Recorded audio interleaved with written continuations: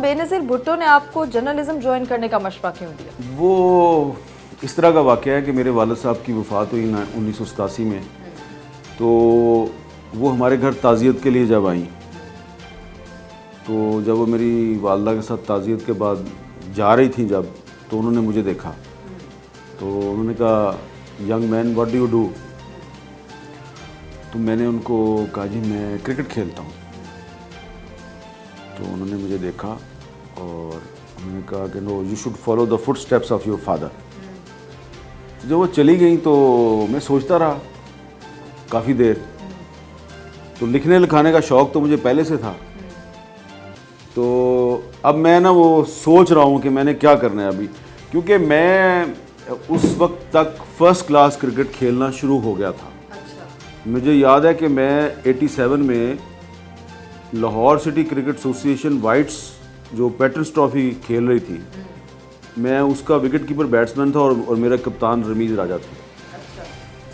تو اب رمیز راجہ کی کپتانی میں کھیل رہا تھا، اور اس کے بعد پھر میں نے قائد اعظم ٹرافی کھیلنی تھی، اور میرا خیال تھا کہ میں ایک دن ٹیسٹ کرکٹر بھی بن سکتا ہوں، کیونکہ میرے جتنے بھی کنٹمپریری میرے ساتھ کرکٹ کھیلنے والے تھے، وسیم اکرم، عامر سہیل، یہ سارے جو ہیں یہ ٹیسٹ کرکٹ میں آ گئے تھے۔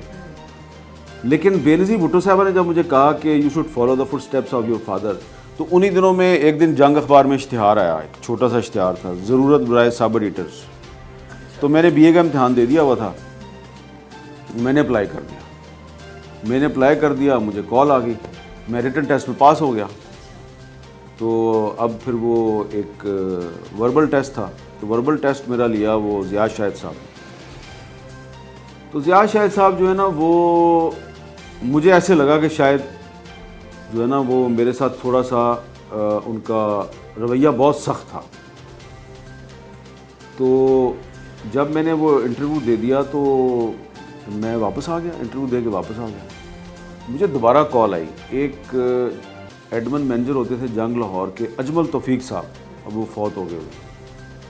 انہوں نے مجھے کہا کہ آپ کا جو ریٹن ٹیسٹ بھی ٹھیک ہے، آپ کا جو ٹیسٹ لیا ضیاء شاہد صاحب نے انٹرویو لیا وہ بھی ٹھیک ہے، تھوڑا سا ہمیں یہ بتایا گیا کہ ایٹیچیوڈ پرابلم ہے آپ کا، تو آپ ذرا مجھے آگے ملے۔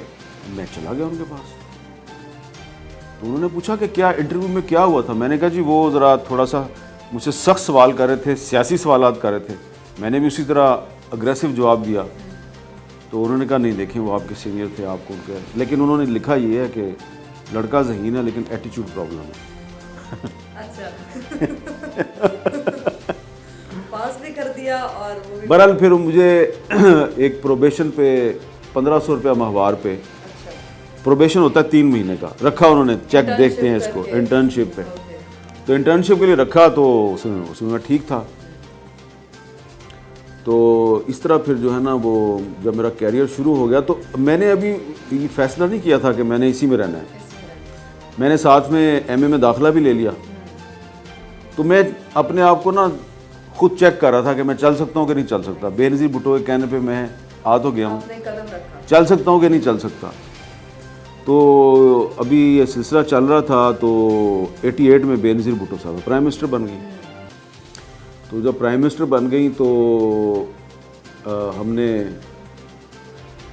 ان کی تعریف بھی کی، ان پر تنقید بھی کی۔ یہ ہم اسٹیبلش کر رہے تھے کہ ہم بڑے زبردست جرنلسٹ ہیں، ہم تنقید بھی کرتے ہیں، ہم تعریف بھی کرتے ہیں۔ تو 90 میں ان کی جب گورنمنٹ ابھی ختم نہیں ہوئی تھی، کچھ دن باقی تھے، تو میں نے ایک سٹوری فائل کی کہ ان کی گورنمنٹ ختم ہونے والی ہے۔ تو میں نے جب وہ سٹوری فائل کی تو مجھے کڈنیپ کر لیا گیا، اور میرے سے سورس پوچھا گیا کہ سورس بتاؤ تمہاری سٹوری کا کون ہے۔ میں نے سورس نہیں بتایا، انہوں نے میرے کپڑے اتار دیے۔ جب کپڑے اتارے تو وہ کہتے ہیں پنجابی میں کٹ کھانا، کٹ تو میں نے کھا لی ان سے، لیکن جب انہوں نے کپڑے اتارنے شروع کیے میں نے کہا یہ کام ٹھیک نہیں ہے۔ تو جو میرا اصل سورس تھا اس کو میں نے پروٹیکٹ کیا، اس کا نام نہیں لیا میں نے، لیکن ایک اور سورس تھا جس سے میں نے خبر کنفرم کی تھی کہ یہ خبر صحیح ہے یا غلط ہے۔ انہوں نے کہا خبر صحیح ہے، ان کا نام لے لیا میں نے۔ تو جب میں نے ان کا نام لے لیا تو جس ادارے نے مجھے کڈنیپ کیا تھا تو اس ادارے کے جو سربراہ تھے ان کی میرے اس سیکنڈ سورس کے ساتھ بڑی دوستی تھی. انہوں نے اسے کنفرم کیا, اس نے کہا ہاں اس نے مجھے پوچھا تھا. بہرحال وہ مجھے پھینٹی بھی کافی لگ چکی تھی, مار تو آپ کا آ چکی. ہاں تو خیر انہوں نے مجھے چھوڑ دیا. اور لیکن چھوڑنے سے پہلے انہوں نے اس طرح کی گفتگو کی کہ مجھے ایسا لگا کہ صرف بینظیر بھٹو کی حکومت نہیں بلکہ اس کی زندگی بھی خطرے میں. آپ کو تب سے تو میں جناب گرتا پڑتا کسی طرح گھر پہنچا. میری والدہ تھیں جو انہوں نے مجھے دودھ میں گرم دودھ میں ہلدی ڈال کے تھوڑی پلائی, اور میں ان کو کہہ رہا تھا کہ میں نے نہیں جرنلزم کرنی, میں یہ تو بہت خطرناک پروفیشن میں تو کپڑے اتار دیتے ہیں. تو میری امی نے کہا کہ انہوں نے پنجابی میں مجھے کہا کہ بیٹا یہ تیرے چ انی ہمت نہیں سی کہ تو کیوں بنیا جرنلسٹ, ہوں آ گئے ہیں تو ہوں نہیں چھڑنا. تو میں نے کہا نہیں امی یہ بڑے گھٹیا لوگ ہیں, یہ کپڑے اتار دیتے ہیں بندے سے. انہوں نے مجھے کہا اچھا تم اس طرح کرو, تم جا کے نا منو بھائی سے مشورہ کرو, تم جا کے حبیب جالب سے مشورہ کرو, لیکن میرا یہ خیال ہے کہ تمہیں نہیں چھوڑنا چاہیے. خیر میں نے کہا اب اگر ماں میری میرے ساتھ کھڑی ہے تو پھر مجھے تو پھر میں نے فیصلہ کیا کہ نہیں میں جرنلسٹ ہی رہوں گا. تو ایکچولی کریڈٹ بینظیر بھٹو کو صرف اتنا ہے کہ انہوں نے کہا تھا you should follow the fit steps of your father. تو میں آ تو گیا تھا لیکن 2.5-3 سال کے بعد میں چھوڑنے والا تھا. تو کریڈٹ میری والدہ کو جاتا ہے کہ انہوں نے کہا نہیں تم نے نہیں چھوڑنا. پھر جب مجھے کافی سال کے بعد 2014 میں جب مجھے گولیاں لگی اور میں کراچی کے اسپتال میں پڑا ہوا تھا, تو میں سوچتا تھا, میں نے اپنی امی کو کہا بھی تھا کہ یہ پروفیشن ٹھیک نہیں ہے. انہوں نے کہا نہیں چھوڑنا. تو لیکن شکر ہے کہ انہوں نے میرے 2014 میں کپڑے نہیں اتارے, صرف گولیاں ماری. ان کی بہت مہربانی.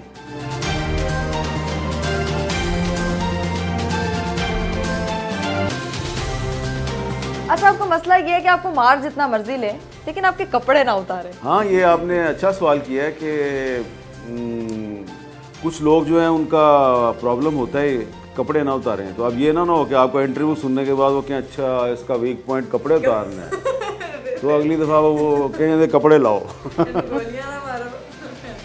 لیکن اب میں اتنا ڈھیٹ ہو چکا ہوں کہ وہ میرے کپڑے بھی اتار دیں مجھے فرق نہیں پڑتا. سمیر صاحب کیا یہ دو بھی قسم کے لوگ ہیں جو آپ کے کپڑے اتارنا چاہتے ہیں, دھونا چاہتے ہیں, کیا کرنا چاہتے ہیں, آپ کو کیا لگتا ہے کہ وہ ایسا کرتے کیوں ہیں؟ دیکھیں وہ صرف میرے کپڑے نہیں اتارنا چاہتے, صرف مجھے نہیں دھونا چاہتے. وہ انٹرنیشنل دھوبی ہیں, وہ پوری قوم کے کپڑے اتارتے ہیں, پوری قوم کو دھونا چاہتے ہیں. کبھی وہ دھونے میں کامیاب ہو جاتے ہیں, کبھی ناکام ہو جاتے ہیں.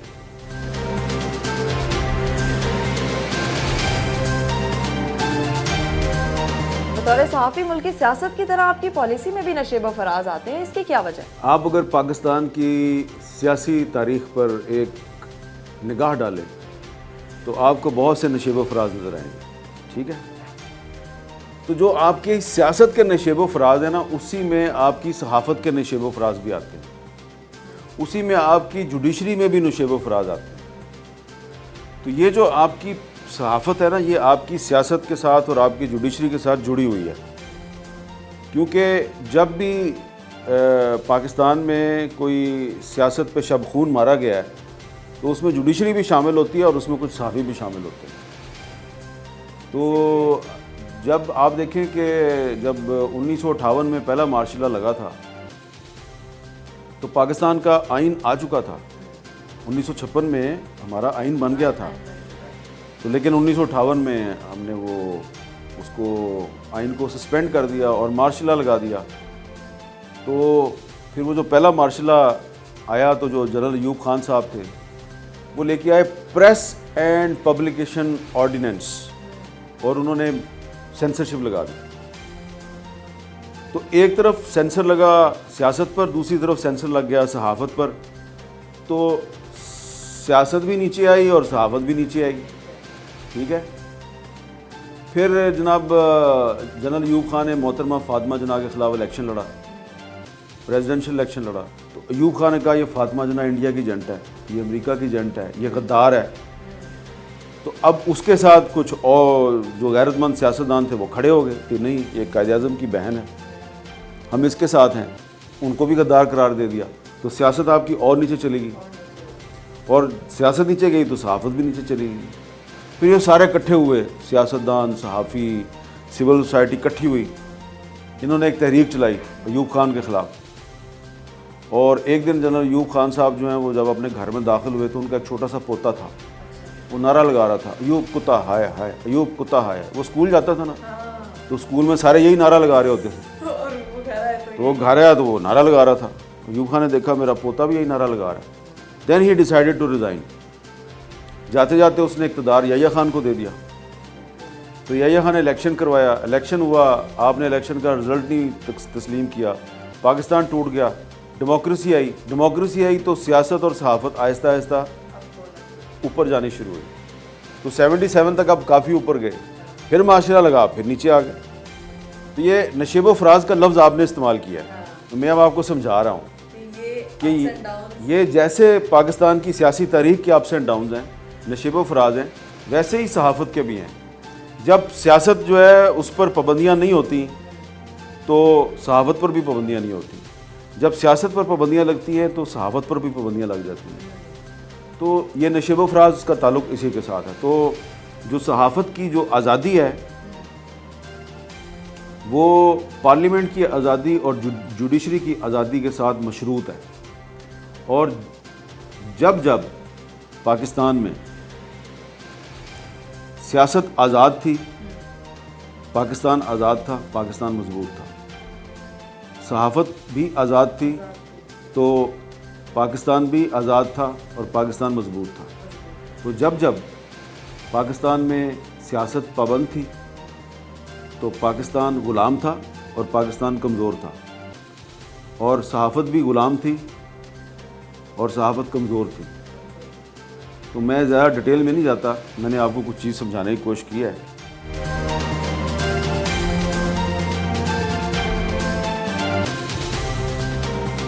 میر صاحب, آپ کی طبیعت میں کافی اتار چڑھاؤ آتے ہیں. کبھی تو آپ مشکل سے مشکل حالات میں بھی اسٹیٹس کو کے ساتھ کھڑے رہتے ہیں, اور کبھی آپ اچانک سے کھم ٹھونک کر ایک نڈر اور باغی جرنلسٹ کی طرح سامنے آ جاتے ہیں اور وہ سچ بھی بول دیتے ہیں جو دوسرے نہیں بول سکتے. دیکھیں, آپ صرف ایک انڈیویجول کے طور پہ آپ اگر رجسٹ کریں تو اس کے نتیجے میں یہ ہے کہ یا تو آپ پھانسی لگا دیے جائیں گے یا آپ کو قتل کر دیا جائے گا. لیکن جب آپ نے ایک ادارے کے ساتھ چلنا ہے, اپنے لوگوں کو ساتھ لے کے چلنا ہے, تو آپ کے جو ساتھی ہوتے ہیں وہ سب ٹائمز آپ سے تقاضا کرتے ہیں کہ آپ نے تیز چل کے دیکھ لیا, اب تھوڑا سلو چلیں. ہم بھی آپ کے ساتھ ہی چل رہے ہیں اور ہماری منزل بھی وہی ہے جو آپ کی منزل ہے, لیکن اس وقت تیزی کی ضرورت نہیں ہے کیونکہ پھسلن بہت ہے. اگر آپ تیز چلیں گے تو آپ سلپ ہو جائیں گے, گر جائیں گے. تو ذرا آہستہ چلیں, ڈائریکشن وہی رکھیں. تو جب آپ تھوڑا آہستہ چلتے ہیں تو جو لوگ آپ کے قافلے میں شامل نہیں ہیں, رائٹ لیفٹ پہ دیکھ کے صرف تماشبینی نہیں کر رہے ہیں, تو ان کے پاس تو یہی باتیں ہوتی ہیں نا, وہ اسٹیٹس کو کے ساتھ مل گیا, اس نے کمپرومائز کر لیا. ٹھیک ہے نا, یہ تماشبین جو ہوتے ہیں نا, تماشبین, یہ وہ بہت زیادہ ہے ہمارے ملک میں. قافلے میں شامل نہیں ہوں گے لیکن کسی دیوار کی اوٹ میں کھڑے ہو کے, کسی درخت کے پیچھے کھڑے ہو کے جو قافلے میں شامل لوگ ہیں ان کا مذاق اڑائیں گے. ٹھیک ہے نا. تو آپ یہ دیکھیں کہ جب بھی پاکستان میں آئین اور قانون کی بالادستی یا پاکستان کی سلامتی کو کوئی خطرہ درپیش ہوتا ہے تو کون کھڑا ہوتا ہے پاکستان میں؟ پاکستان میں وہی لوگ کھڑے ہوتے ہیں جو سمجھتے ہیں کہ پاکستان کی سلامتی جو ہے وہ آئین اور قانون کی بالادستی سے مشروط ہے. جو اسٹیٹس کو کے حامی ہوتے ہیں نا, وہ دراصل رائٹ لیفٹ پر دیوار کی اوٹ میں کھڑے ہوتے ہیں یا درخت کے پیچھے چھپے ہوتے ہیں, اور وہ الزام لگاتے ہیں جو لوگ قافلے میں شامل ہیں, وہ ہمیشہ الزام لگاتے ہیں. ٹھیک ہے, لیکن آخر کار پھر جو ہسٹری ہوتی ہے وہ اپنا فیصلہ دیتی ہے. تو آپ بھی یہ فیصلہ ہسٹری پہ چھوڑ دیں کہ کب حامد میر اسٹیٹس کو کے ساتھ تھا, کب حامد میر انقلابی تھا, کب انقلابی نہیں تھا. جب ہم اس دنیا سے چلے جائیں گے نا تو ہمارے بارے میں فیصلہ تاریخ میں کرنا ہے, آپ نے یا دیوار کی اوٹ میں چھپے ہوئے اسٹیٹس کو کے اصل ایجنٹوں نے فیصلہ نہیں کرنا.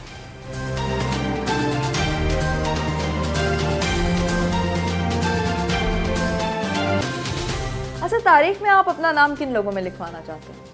یہ فیصلہ تاریخ نے کرنا ہے. اس وقت تو ہم کوشش یہ کر رہے ہیں کہ جس چیز کو ہم صحیح سمجھتے ہیں, جس چیز کو ہم سچ سمجھتے ہیں, ہم اس کے ساتھ چلیں, تیز چلیں یا آہستہ چلیں, لیکن فیصلہ تاریخ نے کرنا ہے.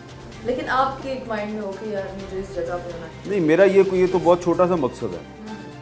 یہ تو بہت چھوٹا سا مقصد ہے کہ میں نے تاریخ میں فلاں کے ساتھ اپنا نام جو ہے وہ نہ, میں دیکھیں سیدھی سی بات ہے, میں ایک مسلمان ہوں, میں نے اللہ کو خوش کرنا ہے, تو میں نے اپنا نام جو ہے نا وہ اللہ تعالیٰ کی جو ہے نا جو کتاب ہوگی اس میں لکھوانا ہے کہ میں اللہ سے ڈرنے والوں میں شامل تھا.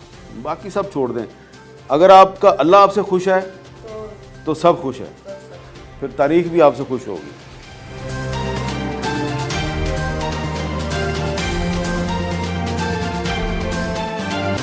اچھا میر صاحب, آپ خود ایک باہمت کشمیری ہیں اور کشمیریوں کی جد و جہد میں آپ کی فیملی کا خون شامل ہے.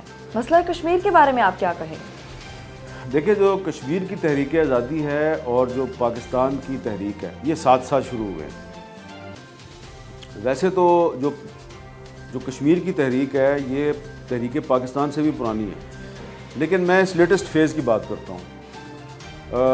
کشمیر کی تحریک بھی علامہ اقبال نے شروع کی, پاکستان کی تحریک بھی علامہ اقبال نے شروع کی. کشمیر کی آزادی جو ہے اس کا خواب بھی اقبال نے دیکھا اور پاکستان کے قیام کا خواب بھی اقبال نے دیکھا. بڑا آسان ہے اس کو سمجھنا. علامہ اقبال نے خطبہ اہل آباد 1930 میں پیش کیا, جس میں انہوں نے ایک علیحدہ ریاست کا تصور پیش کیا, اور کشمیر کی آزادی کا اعلان علامہ اقبال نے 14 اگست 1931 کو موچی گیٹ لاہور میں ایک جلسے میں کیا. کشمیر کی تحریک جو ہے کشمیر سے شروع نہیں ہوئی, لاہور سے شروع ہوئی. علامہ اقبال نے شروع کیا کیونکہ وہاں پہ جو 13 جولائی 1931 کو جو سری نگر میں فائرنگ ہوئی تھی, اس میں بہت سے کشمیری شہید ہو گئے تھے. تو وہ 13 جولائی 1931 کو جو شہید ہوئے تھے ان کی یاد میں 14 اگست 1931 کو لاہور میں ایک جلسہ ہوا, اور اس جلسے میں علامہ اقبال نے آزادی کشمیر کی تحریک کا اعلان کیا. اور پھر 1940 میں جو ہے وہ آپ کی قرارداد لاہور منظور ہوتی ہے. تو آپ دیکھیں کہ قرارداد لاہور 1940 میں منظور ہو رہی ہے, اور کشمیر کی تحریک کا اعلان قائد اعظم نے 14 اگست 1931 کو کر دیا علامہ اقبال نے. تو اس لحاظ سے تھوڑی سی پرانی ہے کشمیر کی تحریک آزادی. اب آپ دیکھیں 1947 میں جو ہے وہ کشمیر نے پاکستان میں شامل ہونا تھا, لیکن انگریزوں کی ملی بھگت سے نہیں پاکستان میں شامل ہو سکا. اب ہم لیٹسٹ سچویشن پہ آ جاتے ہیں. تو کشمیر کو آزاد کروانے کے بڑے موقع آئے. پاکستان کے جو حکمران تھے ان کے پاس کئی دفعہ ایسے موقع آئے, لیکن انہوں نے ان موقعوں کو اویل نہیں کیا. 1962 میں جب چین کی اور انڈیا کی جنگ شروع ہوئی تھی تو چائنا نے پاکستان کو پیغام بھیجا کہ کشمیر خالی ہو گیا, جسٹ واک ان.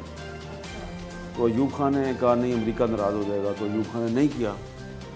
تو اسی طرح 1995 میں کشمیر کی تحریک آزادی بالکل عروج پر تھی, اور جو کشمیری مجاہدین تھے ان کا اتنا کنٹرول ہو گیا تھا سری نگر کے شہر کے اندر اور آس پاس کے علاقوں میں کہ بالکل انڈین اسٹیٹ جو ہے وہ بالکل پیرالائز ہو گئی تھی. لیکن پاکستان میں نواز شریف اور بےنظیر آپس میں لڑ رہے تھے یا ان کو لڑوایا جا رہا تھا. تو پاکستان میں اسٹیبلٹی نہیں آئی, جس کی وجہ سے کشمیر ہاتھ سے نکل گیا. اس کے بعد 2015 اور 2016 میں برہان وانی کی شہادت کے بعد کشمیر میں بہت بڑی پولیٹیکل اپرائزنگ ہوئی. اگین کیا ہوا, پاکستان میں نواز شریف اور عمران خان کی لڑائی چل رہی تھی, آپ کچھ نہیں کر سکے. تو اب اگین ایک بہت بڑا موقع ہمارے پاس آیا ہے, لیکن یہ موقع جو ہے, اس موقع پہ ہم صرف اسی صورت میں کشمیریوں کو ان کا حق خود ارادیت دلوا سکتے ہیں کہ اگر پاکستانی قوم متحد ہوگی, آپس میں. آپ دیکھیں نا اس وقت جو صورتحال ہے, ابھی میں لندن میں تھا, تو لندن میں 15 اگست کو اور 3 ستمبر کو بہت بڑے بڑے جلوس نکلے ہیں کشمیریوں کے حق میں. پاکستان میں ویسا ایک جلوس ابھی تک نہیں نکلا. وجہ کیا ہے کہ پاکستان میں جو ہے نا بظاہر کہا جا رہا ہے وہ بڑا زبردست دور آ گیا ہے کہ جی पाकिस्तान की हुकूमत और इस्टेब्लिशमेंट एक पेज पे है, बड़ी अच्छी बात है, हुकूमत और इस्टेब्लिशमेंट एक पेज पे है।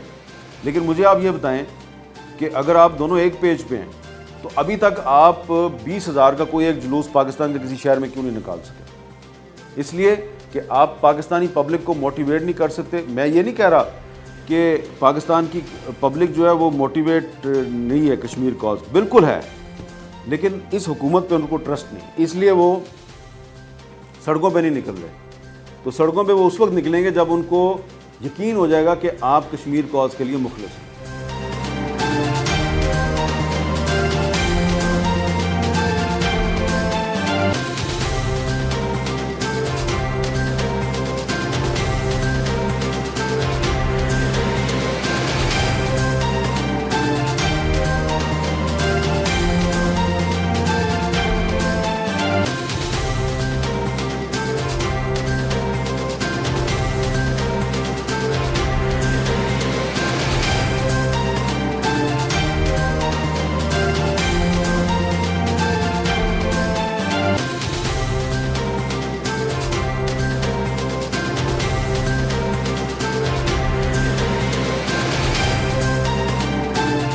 YouTube पर गुगली टीवी देखने के लिए youtube.com की सर्च बार में गुगली टीवी टाइप करें। गुगली टीवी के पेज पर सुर्ख रंग के सब्सक्रिप्शन वाले बटन पर क्लिक करना ना भूलिए। YouTube पर अपलोड होने वाली वीडियो से बाखबर रहने के लिए बेल आइकॉन पर क्लिक कीजिए। आपको हर नई आने वाली वीडियो के बारे में नोटिफिकेशन मौसूल हो जाएगा।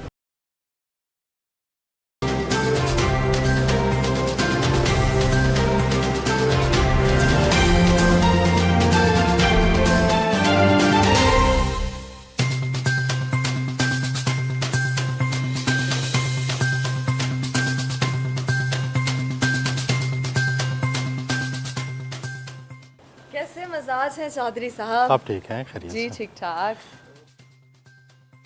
लोगों के लाइव इंटरव्यूज करने वाले, हमारे मुल्क के मशहूर लोगों के लाइफस्टाइल बेस्ड इंटरव्यूज करने वाले सहाफ़ी का अपना लाइफस्टाइल कैसा है, वो हम जानने के लिए आए हैं। देखिए, गुजारिश ये है कि मेरा तल्लक एक देहाती पस मंज़र से है। मेरे जो वालिद दादा ज़मींदार थे, तो मेरे ज़हन में भी एक यूँ समझिए कॉन्ट्राडिक्शन रहती है।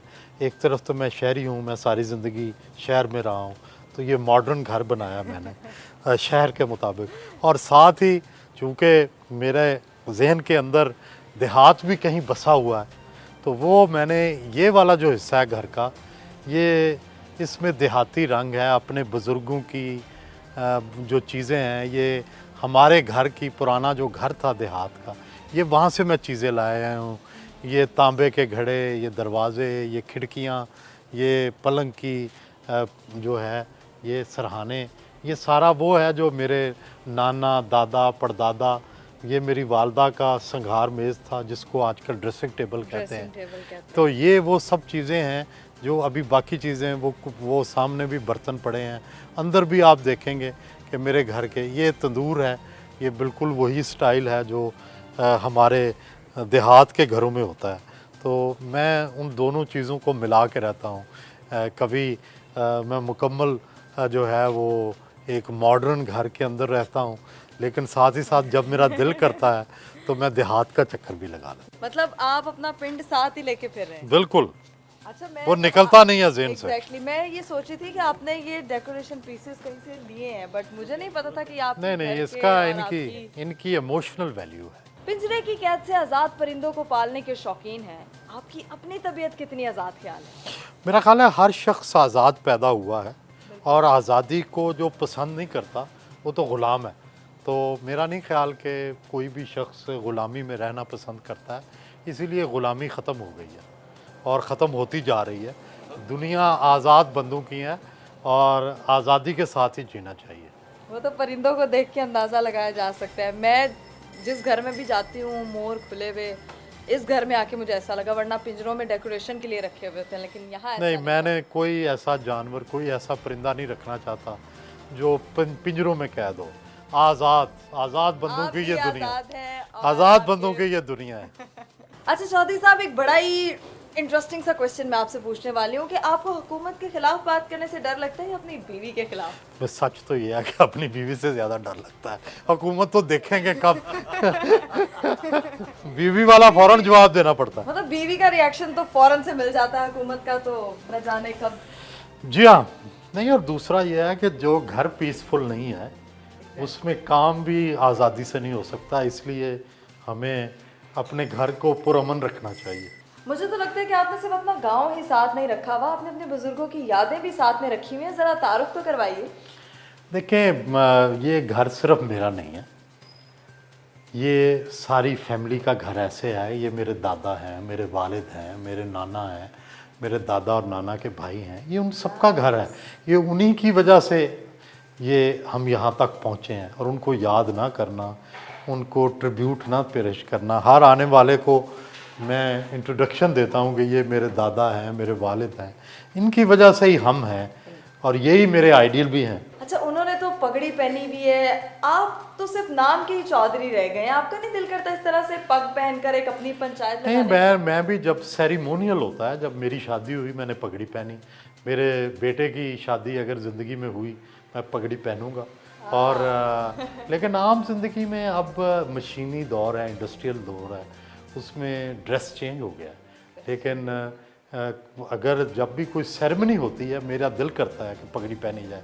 ये पंजाब का ड्रेस है और इस पे फख्र करना चाहिए। मतलब कमीज धोती एंड देन पगड़ी? और नहीं, कमीज धोती ना हो, शलवार कमीज हो बेशक, लेकिन पगड़ी दुनिया भर में हेड ड्रेस जो है, हेड ड्रेस है। हर दुनिया के मुल्क का एक अपना हेड ड्रेस है। वेस्ट में भी हेड पहना जाता है, जो अरब दुनिया है वहाँ रुमाल लिया जाता है। तो हर दुनिया में हेड ड्रेस था पहले, और हेड ड्रेस रहेगा। ये सेरेमोनियल है, और ये हेड ड्रेस को टोटली हमने रिजेक्ट कर दिया, ये गलत है। अभी सुनने में आया कि रिसेंटली आपकी मुलाकात हुसैन नवाज से हुई है, तो आपका क्या ख्याल है कि मियां नवाज शरीफ की फैमिली क्या सोच रखती है? मुफाहमत का इरादा रखती है या मज़ाहमत का ही? देखिए, उनके पास तो अभी कोई रास्ता नहीं है, फैसला तो हुकूमत ने करना है कि उन्होंने मुफाहमत करनी है या मज़ाहमत करवानी है। तो मेरा ख्याल है कि उनके पास कम ऑप्शंस हैं, हुकूमत के पास ज़्यादा ऑप्शंस हैं। मरियम नवाज के जेल जाने के बाद ये लोग किसे मज़ाहमत की क़यादत सौंपना चाहते हैं? मेरा ख्याल है अभी तो उनके पास कोई ऐसा चेहरा नहीं है मज़ाहमत वाला जो मरियम की जगह ले सके। ऐसे ही इतनी जल्दी चेहरे नहीं बन जाते, इसके लिए एक पूरी तारीख की ज़रूरत होती है। तो अभी मेरा ख्याल है कि कोई ऐसा शख्स सामने आया नहीं जो मज़ाहमत का इस्तारा बन जाए।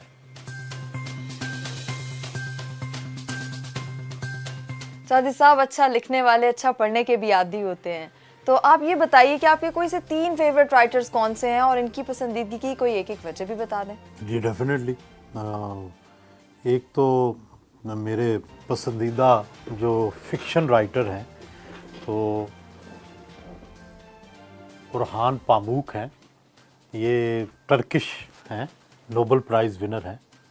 तो वो मुझे पसंद है क्योंकि एक तो वो उनकी सारी जो फिक्शन है, ऑटोमन एम्पायर, और वो हिस्ट्री हमसे मिलती जुलती है, हमारी कॉमन हिस्ट्री है। तो इसलिए मुझे वो फिक्शनल राइटर जो है बुरहान पामूक अच्छे लगते हैं। दूसरे ये राइटर मेरे बड़े फेवरेट हैं, इनका नाम है बॉब वुडवर्ड। और ये जो बॉब वुडवर्ड है, ये आप देख रहे हैं कि 3 किताबें इनकी पढ़ी हैं मेरे पास, और तकरीबन सारी जितनी इन्होंने लिखी हैं मैं हर किताब ख़रीदता हूँ, क्योंकि ये अमेरिका के सबसे बड़े पॉलिटिकल रिपोर्टर हैं और उनकी जो इनसाइड स्टोरीज़ होती हैं, मेरा आइडियल जर्नलिस्ट भी यही हैं, बॉब वुडवर्ड। अच्छा, और तीसरा जो आप पूछ रहे हैं कि मैं तीसरा राइटर जो है वो कौन सा पढ़ता हूँ, ये एक नए राइटर हैं, ये युवाल नोह हरेरी। ये इनकी किताब आई है और उन्होंने कमाल कर दिया है। ये डीएनए के ऊपर इनकी सब किताबें हैं, ह्यूमन बीइंग की हिस्ट्री, सैपियंस इनकी नई किताब है, और इनकी सेट ऑफ बुक्स आया है जिसमें इन्होंने इंसान की जो सारी तारीख़ है वो ट्रेस किया है कि इंसान कैसे इस दुनिया में आया, किस किस मराहिल से गुज़रा, और सारा कुछ वो डीएनए से ट्रेस किया है।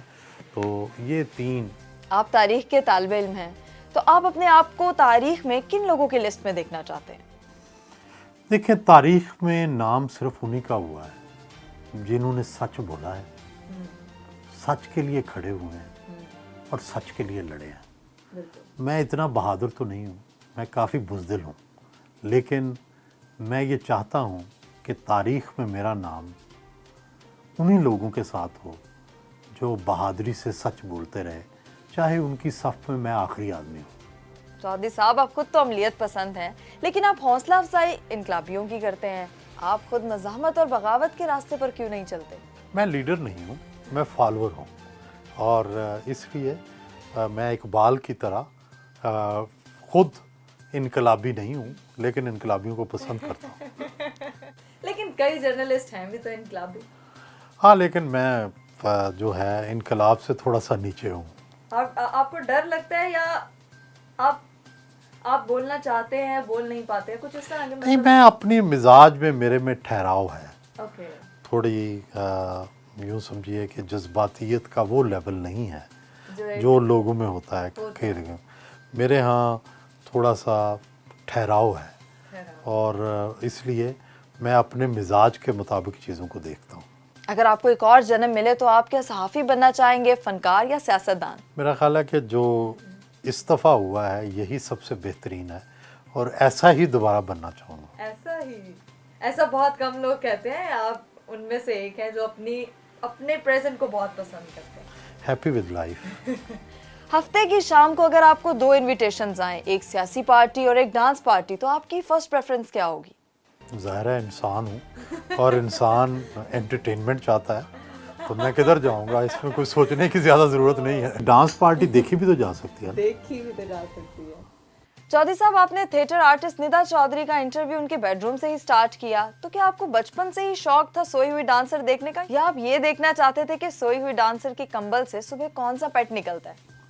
नहीं, मेरा ख्याल है ये है कि ये जब आप किसी से इंटरव्यू करने जाते हैं तो उसकी चॉइस होती है कि वो आपको ड्राइंग रूम में बुलाता है, आपको बेडरूम में बुलाता है, आप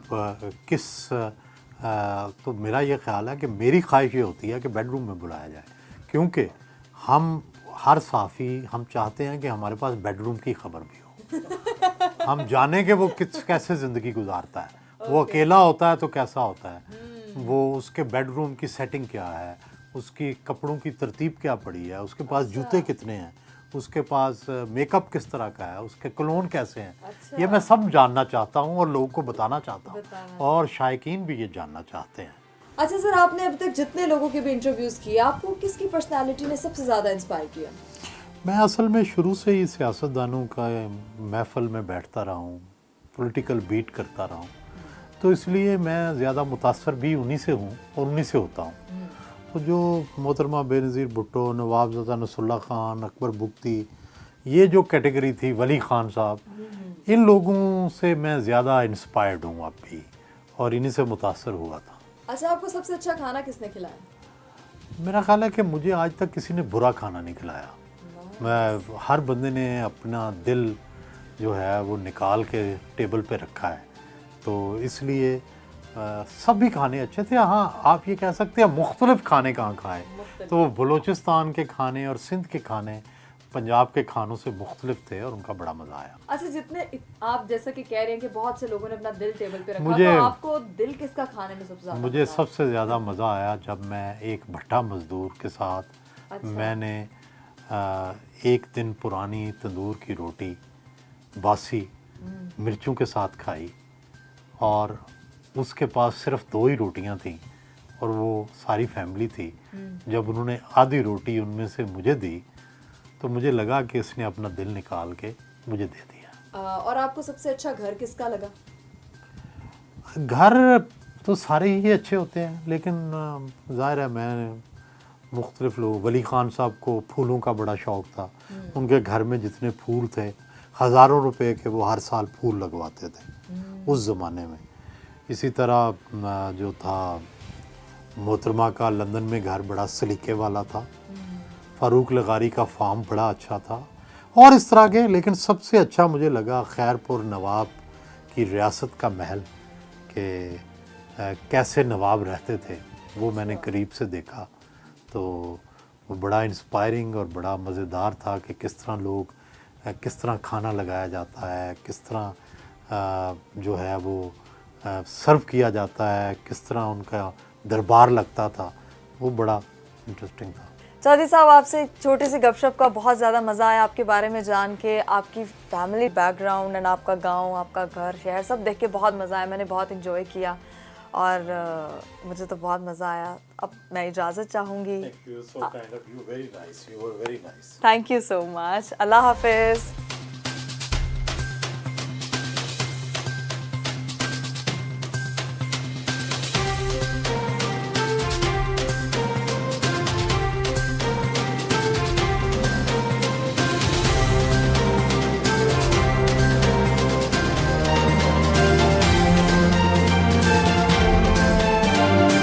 YouTube पर Googly TV देखने के लिए youtube.com की सर्च बार में Googly TV टाइप करें। Googly TV के पेज पर सुर्ख रंग के सब्सक्रिप्शन वाले बटन पर क्लिक करना ना भूलिए। YouTube पर अपलोड होने वाली वीडियो से बाखबर रहने के लिए बेल आइकॉन पर क्लिक कीजिए।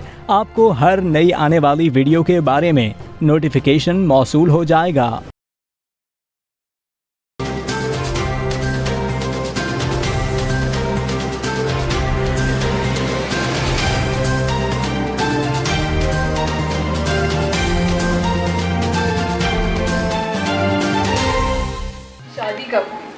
शादी मेरी 2009 में हुई और मुदस्सर से हुई। तो सभी जानते हैं मुदस्सर को। तो आपका उनका कोई कंपटीशन चलता है नहीं क्या? बिल्कुल भी नहीं चलता। मुदस्सर एक तो कभी भी कंपटीशन में नहीं रहा, लेकिन उसके साथ साथ वो बहुत अच्छा भी है। दूसरा, वो हमेशा से ज़्यादा कैमरे के पीछे रहना उसने पसंद किया और मैं कैमरे के सामने रहती थी। तो वो खुद भी कहता है कि घर में एक ही स्टार रह सकता है। औरतों के लिए जर्नलिज्म स्पेशली पाकिस्तान में बहुत मुश्किल है, और ख़ास करके जब हमने शुरू किया था तो उस वक्त तो लड़कियां थी ही नहीं, बहुत ही कम थी। पाकिस्तान टेलीविज़न में थी कुछ ख़वातीन, वो भी ज़ाहिर है कि सरकारी कवरेजेस ज़्यादा होती थी। तो 2005 हम आए, फिर उसके बाद शुरू किया, इलेक्शंस हुए, जनरल मुशर्रफ का दौर था, फिर 2005 हुआ। 2005 के अंदर जो है वो ज़लज़ला आ गया। फिर हम ज़लज़ले में, मैं बालाकोट में 12 दिन 12 रातें हमने तकरीबन वहाँ पे मैंने कवरेज की। मेरे साथ 20 बंदों की टीम भी थी और वो सारा, तो हम वहाँ से लाइव भी करते थे और हम वहाँ पे सोशल वर्कर के तौर पे भी काम किया कि यानी जहाँ पे इमदाद की ज़रूरत है। मेरा ख्याल है कि जियो ने बेहतरीन किरदार, तमाम मीडिया ने किया मगर चंद ही चैनल्स थे उस वक्त, लेकिन जियो ने बहुत बेहतरीन काम किया। और उस वक्त मेरा ख्याल है कि हमें चूँकि लीड मिली कि हम वहाँ से, ख़ास करके बालाकोट जो था और सारे उसके इर्द गिर्द की जो इलाके थे जो बहुत ही ज़्यादा ख़राब हुए, तो हमने वहाँ से कवर किया। तो it was a very different experience, rather बड़ा लर्निंग एक्सपीरियंस था कि हमने लोगों को देखा कि लोग लख से कख पे कैसे आए एंड सेकंडों के अंदर लोगों की ज़िंदगियाँ बदली। We covered many stories very miserable and बहुत ऐसी स्टोरीज़ थी जिनसे लर्न बहुत किया लाइफ में। कम से कम मैंने तो बहुत लर्न किया है कि ज़िंदगी का कोई भरोसा नहीं है। तो आपका बचपन कैसा गुजरा? बचपन मेरा बड़ा दिलचस्प बचपन है, क्योंकि मेरी अम्मी जॉब करती थी, हमने कुछ अरसा गांव में गुजारा और मेरे वालिद यहाँ पे इस्लामाबाद में होते थे, तो हम इस्लामाबाद आते जाते रहते थे। और ये वो इस्लामाबाद है जो वाकई एक गांव की तरह का छोटा सा इस्लामाबाद होता था। मुझे गांव बहुत पसंद था पर्सनली, तो मेरी तो लाइफ में जो है ना वो गांव की बड़ी अहमियत है। तो बचपन में बड़ा इन्जॉय किया है, क्योंकि मैं थी ज़रा टॉम बॉय टाइप, तो मैं घूमती फिरती रहती थी और गांव में मैंने जितना गुड्डियाँ लूटी हैं और मैंने बंटे खेले हैं और मैंने बहुत मज़ा किया है। सो क्योंकि हम ज़ाहिर है कि सैयद फैमिली हैं, तो हमारी जो नाना का घर था या उनकी हवेली थी, तो उसमें से लोगों को निकलने की इजाज़त बच्चियों को तो बिल्कुल भी ऐसा सच नहीं थी। तो मैं ज़रा थी इस तरह की और थोड़ी अब्बा की लाडली भी थी, तो इसलिए मैं निकल जाया करती थी, चोरी भी निकल जाया करती थी दोपहर को। बल्कि गांव में अगर कोई शादी होती थी तो मेरा दिन ही वहाँ गुजरता था उस घर में। So I enjoyed my childhood lot and मेरा ख्याल है कि मुझे ज़िंदगी में जो मुझे रिश्ते नातों की पहचान हुई है, जो मुझे लोगों का अदब एहतराम मिला है, वो मेरा ख्याल है कि अगर मैंने गाँव में टाइम स्पेंड ना किया होता तो मुझे कभी भी पता नहीं चलता। एक तो ज़ाहिर है कि मेरे पेरेंट्स ने बहुत हमें उस तरह से सिखाया है, या ان کی تربیت بہت کمال, میں ان کو بڑا مانتی ہوں. جب سے خود ماں بنی ہوں تو پتہ لگا ہے بڑا مشکل کام ہے بچوں کو سنبھالنا. سو یہ ہے. What is life like as a mother and a working parent?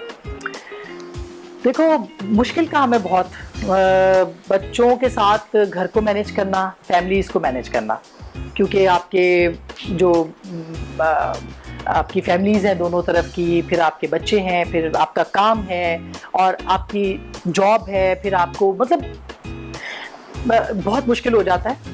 اور خاص کر کے پروفیشنل خاتون کے لیے جس نے ظاہر اپنا آپ خود سیلف میڈ ہم ظاہرہ کے رہے ہیں, اور پیچھے کوئی سچ سپورٹ, یا ہمارے خاندان میں کوئی کانسیپٹ نہیں تھا کہ لڑکیاں جو ہیں وہ میڈیا کے اندر بھی آ سکتی ہیں.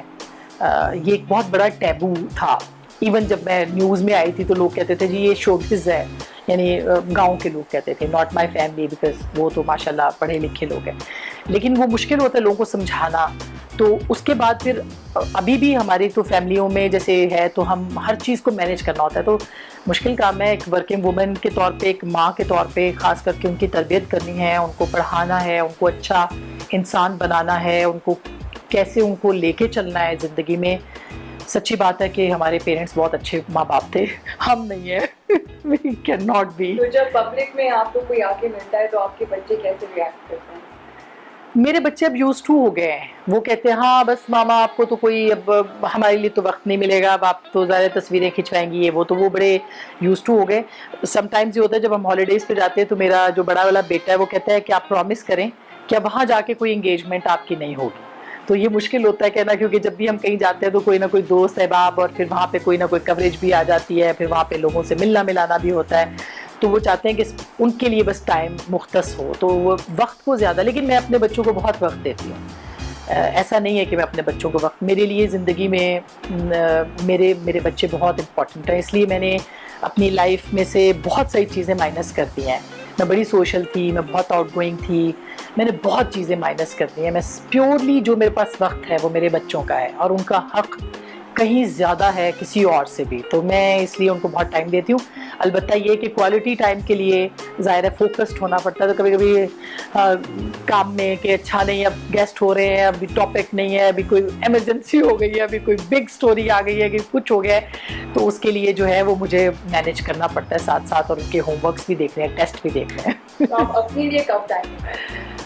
اپنے لیے میں جب وہ سو جاتے ہیں رات کو, اس کے بعد میرا وقت ہے. میں نے ریڈنگ کرنی ہوتی ہے, میں نے خبریں دیکھنی ہوتی ہیں, میں نے موویز دیکھنی ہوتی ہیں, میں نے مجھے کتاب پڑھنے کا بچپن میں بہت شوق تھا, میں نے بہت کتابیں پڑھی تھی بچپن میں. پھر بیچ میں ایک بریک آ گیا تھا جب ظاہر شادی اور پھر بچوں کے ٹائم کا. اب میں نے دوبارہ سے ریڈنگ شروع کی ہے, بیکاز اب میں نے رائٹنگ شروع کی ہے.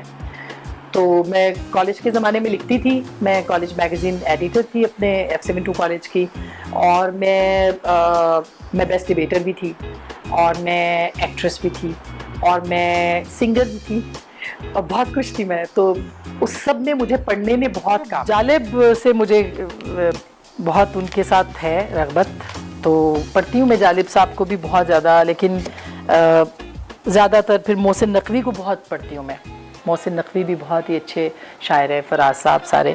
اور یہ کتاب تھی منشا یاد صاحب کی, انہوں نے مجھے پرائز ملا تھا جب میں نے کمپٹیشن ون کیا تھا, تو اس وقت کی یہ کتاب ہے ان کی سٹوریز کی, اور میں نے اس وقت پڑھ کے اور اس کو پینسلوں کے ساتھ, اور وہ سارا شارٹ سٹوریز تھیں ان کی, تو وہ ان کو ٹرانسلیٹ ہوئی ہوئی ہیں وہ. سو مختلف کتابیں ہیں میرے پاس, لیکن ابھی جیسے یہ غازی صاحب کی میرے دریا میرے ساحل ہے, تلاش ممتاز مفتی صاحب کی ہے, یہ کتابیں میرے خیال ہے زندگی میں ایک وقت آتا ہے جب آپ کو لگتا ہے کہ یہ کتابیں آپ کی سب سے بڑی جو ہے وہ ساتھی بھی ہیں اور سرمایہ بھی ہے. پھر یہ علی صاحب کی ہے, ارمغان علی, انہوں نے خود مجھے یہ گفٹ کی تھی, اور یہ اعتزاز صاحب کی جو کہ مستنصر جاوید صاحب نے اس کو وہ کیا ہوا ہے ٹرانسلیٹ. تو یہ بڑی اچھی تاریخ ہے بائی دا وے, سندھ دریا کے سے ریلیٹڈ پورے پاکستان کے ساتھ, یعنی ہسٹری ہے پاکستان کی, اور بڑا خوبصورت ہے. خواجہ فرید کا دیوان اور یہ سارا. تو ظاہرہ کہ مسٹیسزم سے بھی ایک ہے تصوف, اور میں نے کوشش کی تھی جب میں سیکنڈ ایئر میں تھی کہ کشف الماجوب پڑھوں, مجھے سمجھ کچھ نہیں آیا تھا, مگر مجھے ایک ڈھارس سی ملتی تھی کہ میرے پاس سامنے پڑھی ہوئی ہے کتاب, تو پھر آگ کا دریا وہ وہاں پڑھی ہوئی ہے قرۃ العین حیدر کی یونیورسٹی میں. مجھے یاد ہے کالج میں لے کے آئی تھی, تو میرے والد نے کہا کہ تم سمجھ نہیں سکو گی, یہ کتاب تمہیں دوبارہ پڑھنی پڑے گی. تو ان کی بات صحیح تھی. پھر وہ دوسری یا تیسری بار پڑھی تو ظاہر ہے کہ اس وقت ہم سیکنڈ ایئر فرسٹ ایئر کے بچے تھے, تو اس کے بعد پھر یونیورسٹیز میں اور اس میں بعد میں جا کے جو ہے وہ پڑھنے کو ملا. جرنلزم میں کس طرح کے خطرات پیش آتے ہیں especially as a woman? Field journalism میں بہت پرابلمز ہوتے ہیں, یہ آسان کام نہیں ہے بالکل بھی. مثلاً یہ ہے کہ آپ کو پہلے تو ایکسیپٹ ہی نہیں کرتے. مثلاً ہم نے جب شروع کیا 2002 میں جب ہم جاتے تھے, بلکہ میں اس وقت جب پاکستان ٹیلی ویژن سے میں نے شروع کیا رپورٹنگ شروع کی, تو جب ہم جاتے تھے تو ہمارے کیمرہ مین کو دیکھتے تھے, ہمیں دیکھتے ہی نہیں تھے, بات ہی نہیں کرتے تھے لوگ ہم سے, تو یعنی ہمیں اس قابل ہی نہیں سمجھتے تھے کہ بات کی جائے. تو میں ایک دفعہ پھر میں نے مجھے یاد ہے کہ تربیلا ڈیم میں گئی ہوئی تھی کوریج کے لیے, تو ان کے جو چیئرمین تھے جن سے میں انٹرویو کر رہی تھی, انہوں نے میں سوال ان سے میں پوچھتی تھی, وہ کیمرہ مین سے بات کرتے تھے. تو میں ان کو جب میں نے ان کو 2 دفعہ کہا روک کے کہ آپ مجھے دیکھیے, تو انہوں نے نہیں دیکھا, تو پھر میں نے کیمرہ بند کرا دیا.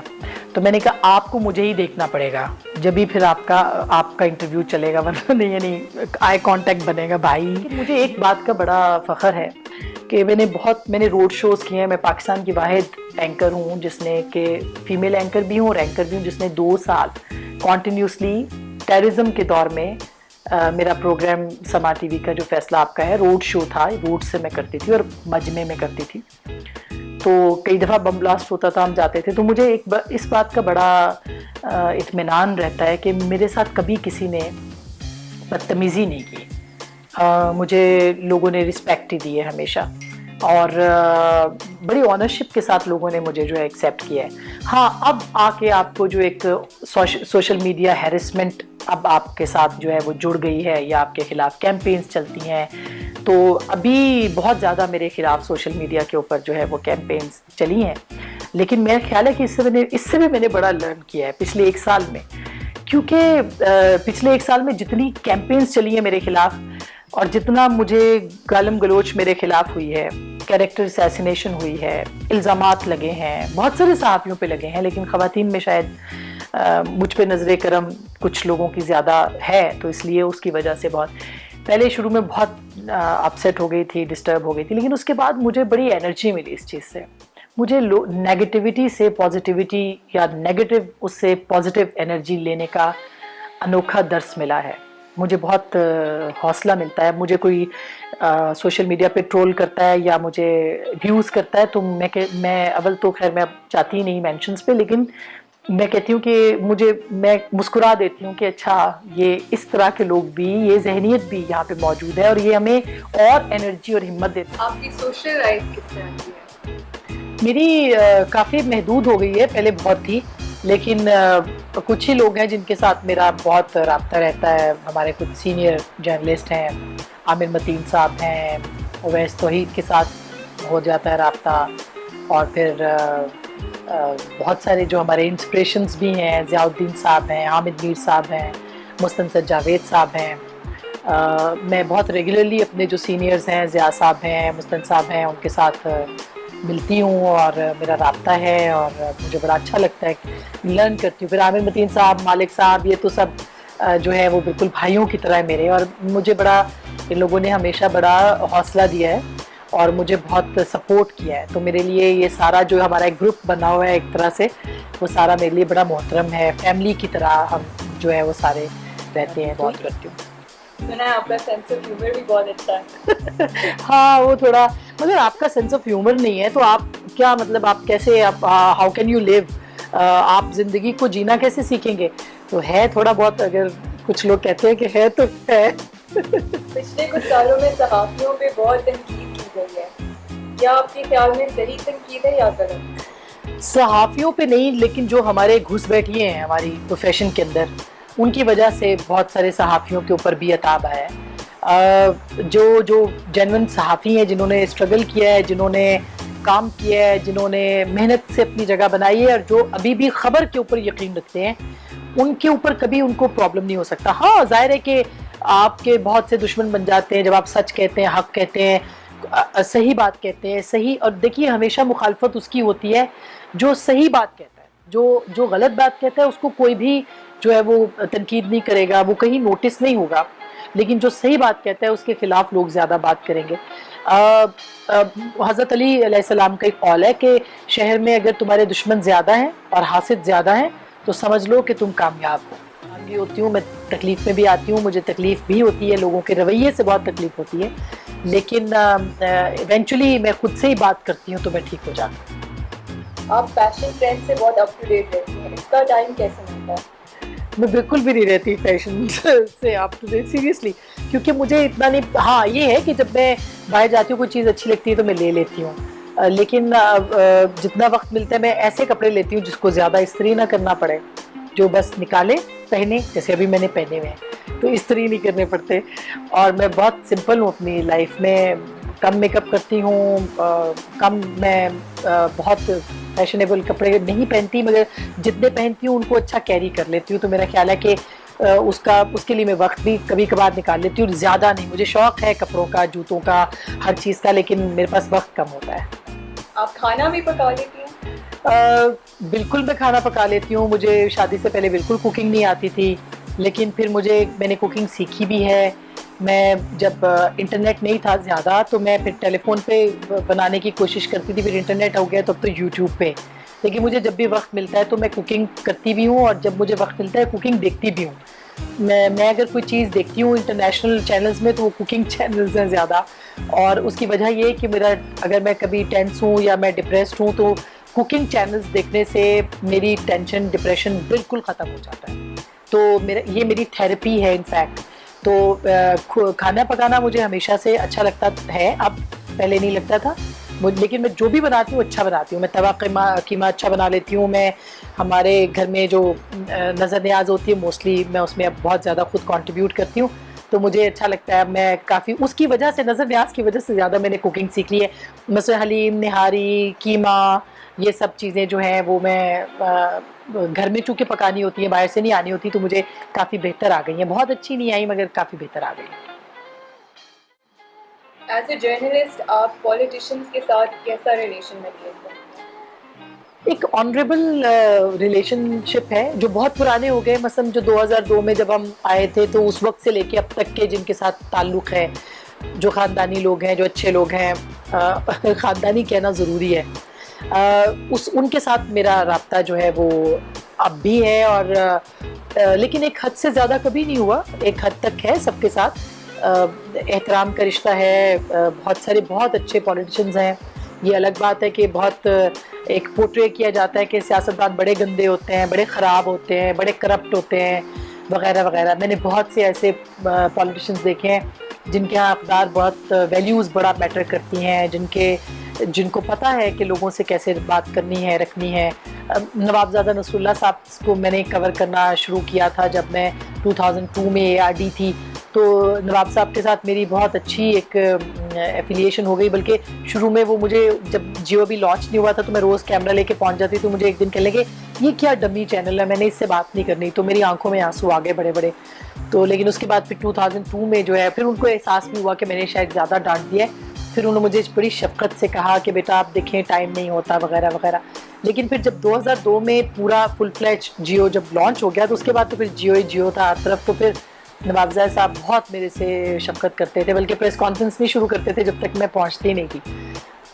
تو ایک طرح سے ان سے میں نے بہت سیکھا. وہ شاعری میں ان کی, میں نے چونکہ ہم کور کرنے جاتے تھے تو گھنٹوں بیٹھتے تھے, تو شاعری میں ان کا کوئی, وہ خود شاعری کرتے تھے, وہ شاعری پڑھتے تھے, وہ بہت ہی اہل علم میں سے وہ تھے, اور بہت ہی آنیسٹ وہ لیڈر تھے, خاص کر کے اپوزیشن کے. انہوں نے ہمیشہ اپوزیشن کی سیاست کی, تو میرا ان سے ایک بڑا ایک اچھا رابطہ تھا. اس کے بعد بہت سے لوگ ہیں جن کے ساتھ ایک تعلق بن گیا ہے بہت اچھا, اور وہ سالوں سے بنا ہوا ہے. اگر آپ تنقید زیادہ کرتے ہیں تو مائنڈ تو نہیں کرتے؟ دیکھیے میرا خیال ہے وہ لوگ سمجھ گئے ہیں اب کہ ان کا یہ تنقید کیے بغیر صحافی رہ نہیں سکتا. اور خاص کر کے اگر ہمارے ساتھ تعلق ہے تو ان کو یہ پتہ ہے کہ ان کے ساتھ تعلق اس لیے ہے کہ یہ وہ بات کریں گے جو یہ مناسب سمجھیں گے, جو صحیح سمجھیں گے. لہٰذا ایک طرح سے ایک انڈرسٹینڈنگ ہے کہ سب کے بیچ میں کہ ہم تنقید کریں گے اور ان کو برداشت کرنا ہے. بے شک وہ حکومت میں ہوں بھلے وہ اپوزیشن میں ہوں, لیکن میرا اپنا یہ ماننا ہے کہ سیاستدان کی اور صحافی کی دوستی کبھی نہیں ہو سکتی. ان کا ایک تعلق ضرور ہو سکتا ہے, لیکن دوستی جو ہے وہ اس کے بڑے مراحل ہوتے ہیں, وہ دوستی میں خیال ہے صحافی کو رکھنی بھی نہیں چاہیے. تو دوستی کا وہ نہیں ہے, مگر یہ کہ ایک تعلق ضرور امپورٹنٹ ہے اور وہ رہتا ہے, اور تعلق بھی بہت اہم ہوتا ہے. آپ کے خیال میں نواز شریف, زرداری, مریم, ان سب کا کیا مستقبل ہے؟ دیکھیے, پاکستان میں سیاست کا اور صحافت کا مستقبل جو ہے وہ کبھی خراب نہیں ہوگا اور نہ ہوا ہے. 2002 میں جب ہم نے باقاعدہ صحافت کا آغاز کیا تو جنرل مشرف کا دور تھا, اور ہر انٹرویو میں ہر جگہ ایک بیان سننے کو ملتا تھا کہ نواز شریف کا سیاسی کیریئر ختم, زرداری کا, بے نظیر بھٹو کا سیاسی کیریئر ختم, ان کا پاکستان میں کوئی مستقبل نہیں. اور پھر آپ نے دیکھا صرف 6 سال کے بعد محترمہ واپس آئی, محترمہ کی پارٹی جیتی, ان کی ان کا ایک پولیٹیکل کیریئر وہیں سے جڑا جہاں سے توڑا گیا تھا, اور پھر اسی طرح سے نواز شریف صاحب بھی پرائم منسٹر بنے, تیسری بار پرائم منسٹر بنے, زرداری صاحب صدر بن گئے.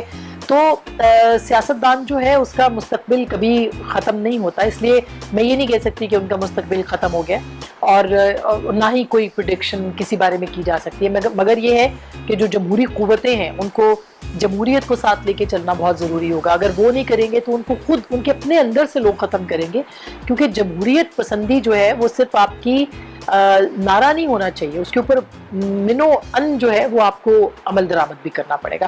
تو زرداری صاحب اور نواز شریف صاحب کا مستقبل تو میرا خیال اب ظاہر ہے کہ ان کی اپنی اب جنریشنز, نیکسٹ جنریشنز پہ آ گئے ہیں. مریم بی بی آ گئی ہیں, بلاول صاحب آ گئے ہیں.